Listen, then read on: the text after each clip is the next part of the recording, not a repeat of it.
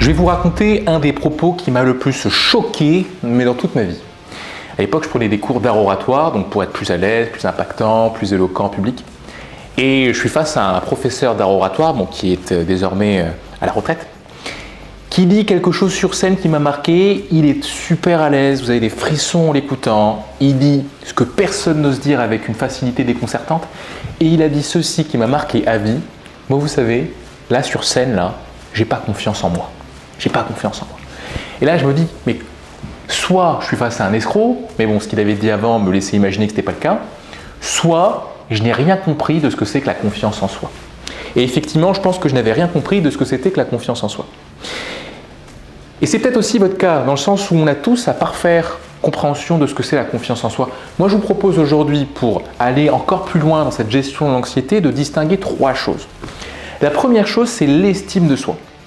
La seconde, c'est la confiance en soi. Et la troisième, c'est l'affirmation de soi. Alors, qu'est-ce que c'est que l'estime de soi? L'estime de soi, c'est la valeur que l'on estime avoir. Cette valeur, elle va se voir dans plein de choses au quotidien. Est-ce que je me fais passer avant ou après? Combien je coûte si je propose des prestations? À quel point j'estime avoir de la valeur? C'est combien je vaux? Pas forcément en termes de prix, hein. Souvent la valeur on l'associe au prix, à sa valeur marchande, mais on a une valeur intrinsèque. En tout cas, on reconnaît chez nous, pour nous, une valeur intrinsèque.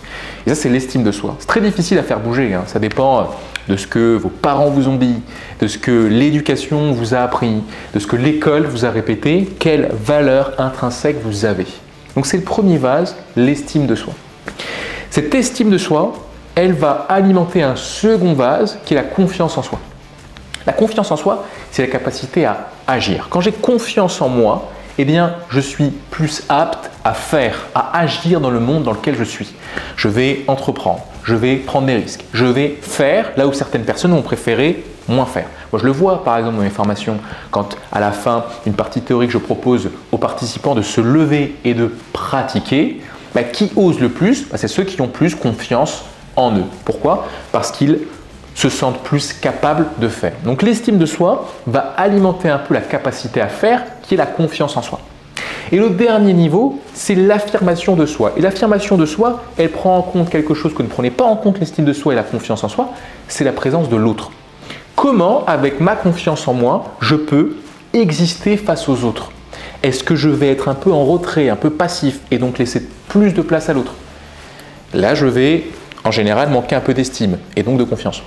Est-ce qu'au contraire, je vais plus aller vers l'imposition, m'imposer, m'affirmer, et dans ce cas-là, j'ai une estime de moi suffisante, une confiance en moi, une capacité à agir suffisante pour m'affirmer face aux autres?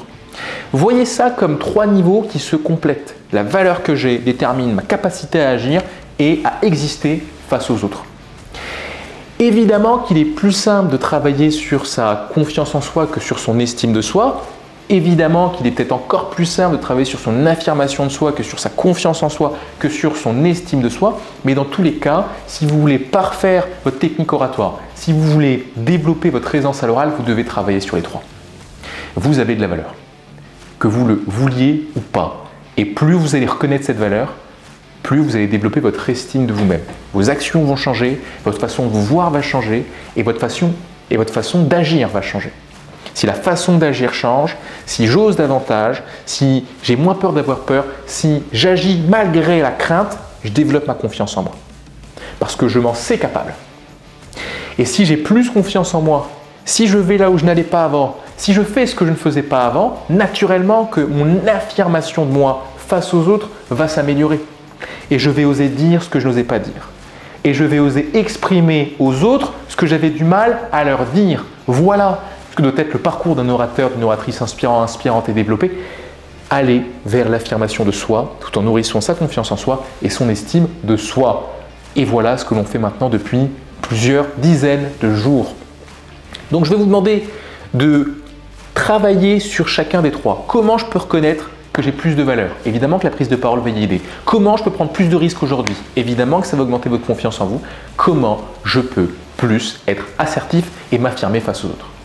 Bon, je vous avoue que c'est un vrai défi, donc je suis conscient que je vous en demande beaucoup, mais si vous êtes arrivé jusque-là, je sais que vous irez jusqu'au bout.